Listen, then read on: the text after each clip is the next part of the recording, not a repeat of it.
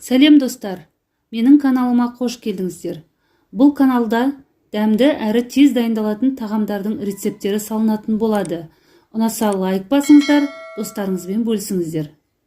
Бүгін біз дұрыс тамақтану айдары бойынша, яғни правильное питаниеге жататын сұлы жармасынан дәмді печенье әзірлейміз. Овсяные печенье. Олай болса кеттік. Менімен бірге қайталап жасаңыздар. Алдымен пешті 180 градусқа қыздырып қоямыз.